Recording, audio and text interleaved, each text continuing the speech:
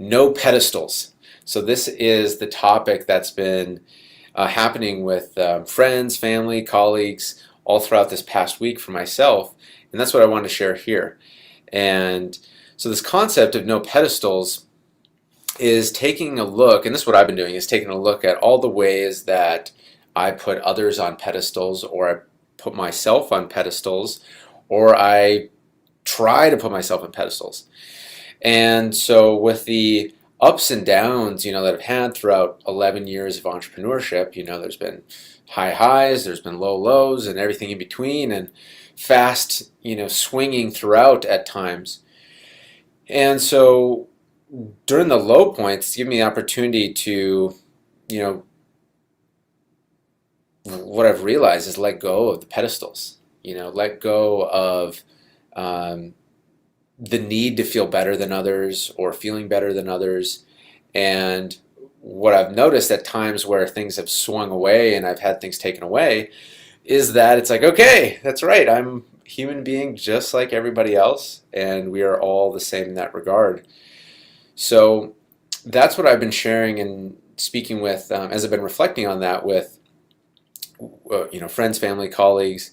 And what I've realized is this need to, say, put myself on a pedestal, this need to feel better than others, whether that's through intellect, money, communication, what achievements.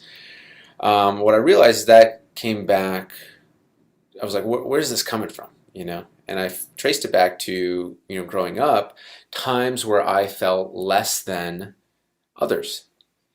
So if I felt less than others, what I realized is it created a burning desire to not feel less than, and then to overcompensate the other way and feel better than. And why this is important with this, especially connecting to our previous topic, is complementary relationships with complementary opposites. If we're playing a pedestal game there, then it's not going to be as powerful as it can be. There's just going to be weird energy. There's going to be power games going back and forth. Who's up here? Who's down there? Instead of equals coming together at a round table, working together, and having that energy of we're better together. So I feel like I've gone on a journey of releasing this in different ways and so one of the things that comes to mind is like the pedestals, the things that stem from the pedestals. So number one, it's like, where do we feel right now? And I'll just ask you this, and you can let me know in the comments, where do you feel right now that you're less than? Where do you feel right now that you're less than? Because this is what we're going to go into with the subconscious clearing, is clear that away, because ultimately that holds us back from collaborating with the people we need to collaborate, from flowing down the river. It holds us back. It creates resistance internally and externally.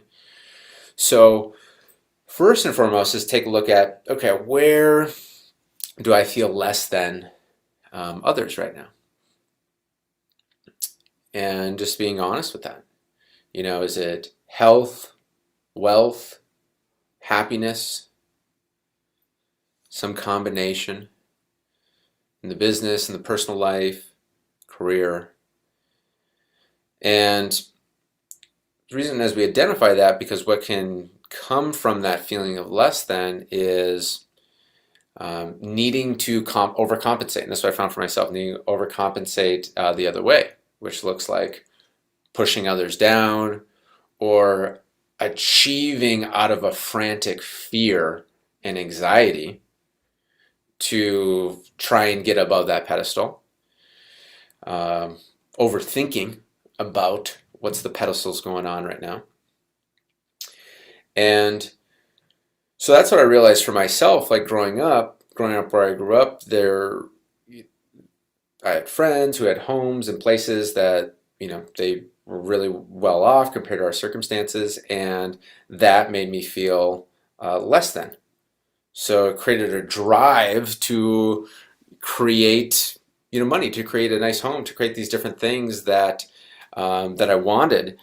And that served me in a way to a point, but as we keep growing, what I really believe is that certain things that served us maybe to one point, that's not what's going to serve us to the next level. So for me, if I'm always creating out of ultimately trying to feel better than someone else, or trying to be on a pedestal, and if that's truly fueled by feeling less than, then I'm always being driven by feeling less than. And that's no way to live. That's just sucks. It's pretty shitty because it's this deep fear of always feeling less than. And then if we take that further, there's never going to be enough. There's no achievement that's ever going to be enough because there's always some person at some time who's achieved more throughout human history. And even if you do become that singular person that's achieved everything in the world from the beginning of time, then what happens if it goes away? So then that fear. So really identifying this feeling of feeling less than creates so much issues, and how that can what decisions we make. Yeah, are we creating out of fear or are we creating out of love? That's a question I've heard. I don't remember where I first heard that, but it's come up, and especially this year as well in different ways. Is this a decision out of fear or is it a decision out of love? And there's two very different paths. So the things that can come from this feeling of less than, which then leads to pedestals, is of course overcompensating the other way, like I shared in my case in growing up. So it was the money situation around growing up, and then also growing up as a chubby kid, a little fat kid, is like that. I was looking back, I was like, oh yeah, that made me feel less than, of course. And so those things carrying into this need to be like above someone. And what does that create? That creates judgmentalness, creates arrogance when it's overcompensating the other way.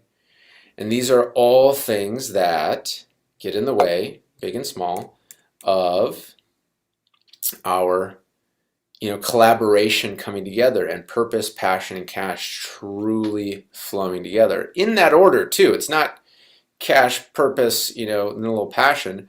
It's like, why are we here? Let's align that with our natural gifts. And of course, let's have the money flowing. And that way we know we're always creating it out of love rather than fear. And it's interesting, this one. So for the Star Wars fans, when Anakin and Obi-Wan are having that epic battle, Obi-Wan gets the high ground. And he says, it's over, Anakin. I have the high ground. So Anakin, in his arrogance, takes that challenge and feeling a less than, does the flip over Obi-Wan, which clearly exposes all his limbs, and Obi-Wan cuts his arms off and legs.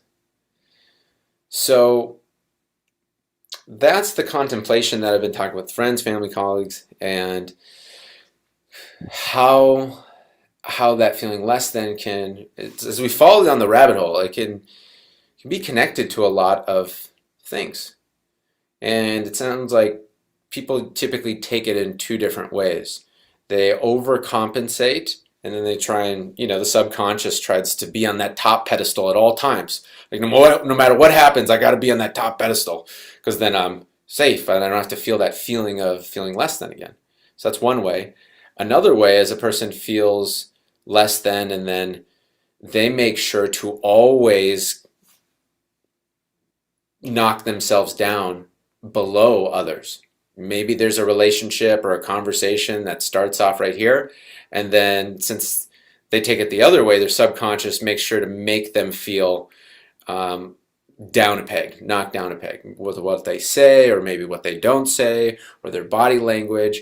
It's like reinforcing that initial wound of, oh, you felt less than? Well, let's make sure you're always a notch below anybody that you talk to, because then that's where you belong. Like that's how the subconscious feels for people in that situation, communicates. So what we want to do is just clear away all this bullshit that's just exhausting because there's so much mental energy too. No matter what side the subconscious uh, overcompensates on, whatever side, trying to push up or always trying to push down. It's just so much thinking. It's just so much mental, subconscious energy and emotional energy instead of just coming together as equals, human beings, as equals. Maybe some have accomplished, others maybe or not, but those are just the choices they've made. And being able to create from a place of just openness, like all that baggage is just cleared away. It's like, okay, now that we got all that off the table, what could we draw on this canvas?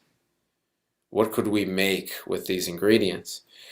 So let me know how that resonates with you in the comments. That was quite a bit. And yeah, I feel like, as you type that in, this is such a core piece to the new leadership, like the new wave of leadership, because traditional leadership is just built and ingrained in pedestal nature. But when I talk about council leadership, coming together as equals around a round table, it's really a process of letting go any of these old school hierarchy, one person at the top, speaking down to everybody type leadership. We got to let those go. And for me, at least, it's pretty ingrained as the way things are. So I feel like I've gone on quite the journey with this, and then every once in a while, a little something pops up too, and it's like, oh, I thought this was taken care of, but here's a new part in the subconscious, that was still there, maybe it was hidden, and it's time to free it up. So, I think wrapping this all together is, where do you feel less than? Just taking in stock right now. Where do you feel less than? There's no wrong or right answer. And again, I really want to emphasize that might have given you a lot of accomplishments. It might have given you the fuel to get out of certain things.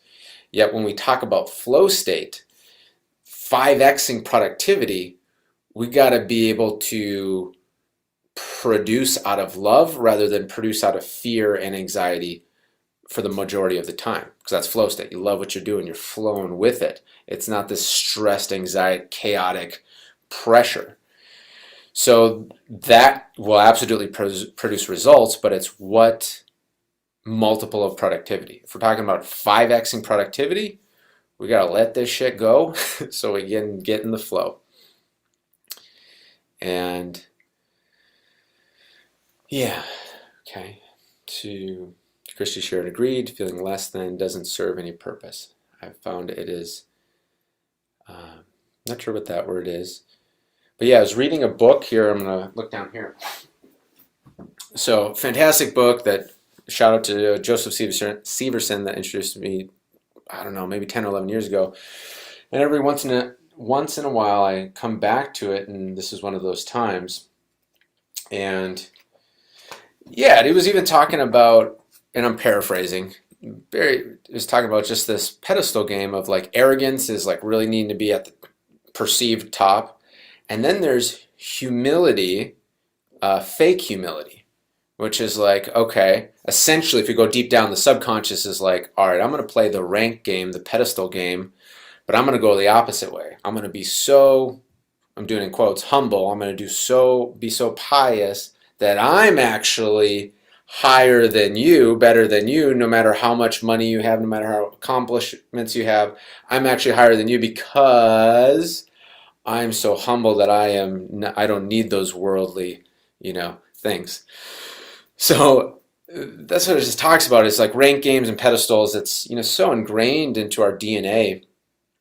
However, this next chapter of humanity, this next chapter of business, where flow state starts becoming a thing, which it already is with all the research and the 10 years of research plus that's got into it, but in decades to come where it's the default, and people will be like, how did people even work in those old ways? So unwinding those specific things is pretty key. So that's what we're going to go into today. We're going to do the subconscious clearing on anything, any of those things that gets triggered when we feel less than, and it triggers us to try and got to be above by like super achieving, or I got to be above by pushing somebody down, or the subconscious says got to push myself down, or the subconscious says I'm going to be better than them by going low, and then I'm actually higher because I'm more holy.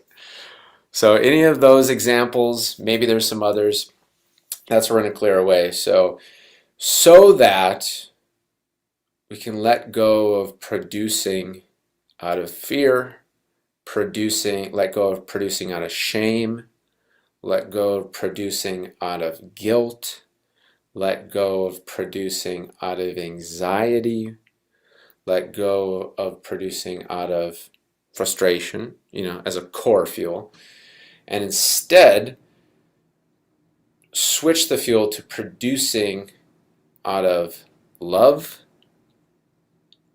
producing out of service, producing with lightness and laughter and fun. Okay? And for anybody listening right now that feels like that is fluffy, once upon a time, I would have thought the same thing. But all we got to do is look at the most successful sports teams. Are the most successful sports teams rigid, anxious, and white-knuckling everything? No. Or are the best sports teams having fun? Are they loose? Are they working together? Are they flowing? And we know the answer.